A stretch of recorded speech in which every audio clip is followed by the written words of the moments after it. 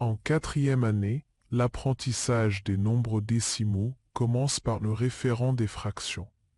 Les élèves comprennent que les décimaux représentent des fractions simples comme 1/10 ou 1/100. À l'aide de partages, de bandes, de carrés fractionnés et de droites graduées. Cette représentation permet de relier les fractions aux écritures décimales et de comprendre la valeur des dixièmes et des centièmes. Ensuite, les élèves abordent les calculs avec les nombres décimaux.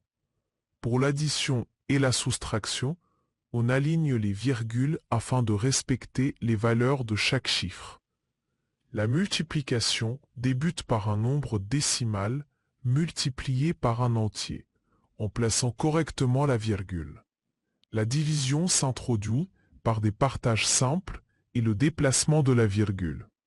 Enfin, les élèves apprennent à comparer et ordonner les nombres décimaux en observant d'abord les unités, puis les dixièmes et les centièmes, afin de les classer du plus petit au plus grand ou inversement. En quatrième année, ils apprennent à effectuer les 4 opérations avec eux.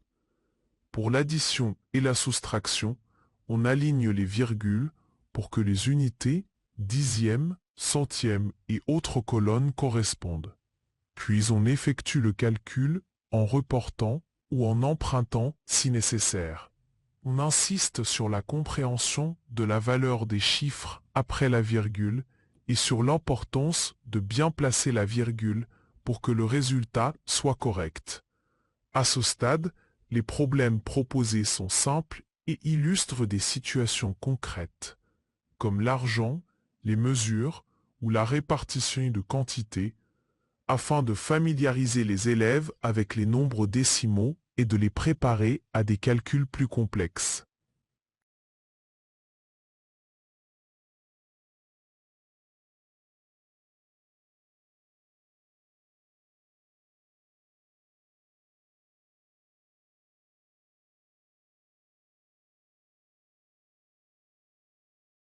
En sixième année, les élèves consolident la représentation des nombres décimaux en les reliant toujours aux fractions décimales, aux mesures et aux droites graduées, mais avec une plus grande précision.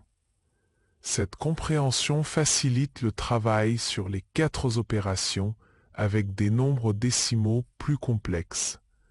L'addition et la soustraction s'effectuent avec plusieurs chiffres après la virgule, en vérifiant soigneusement les reports. La multiplication concerne 2 nombres décimaux en comptant le nombre total de chiffres après la virgule pour placer correctement celle du résultat. La division permet de diviser un décimal par un entier ou un autre décimal.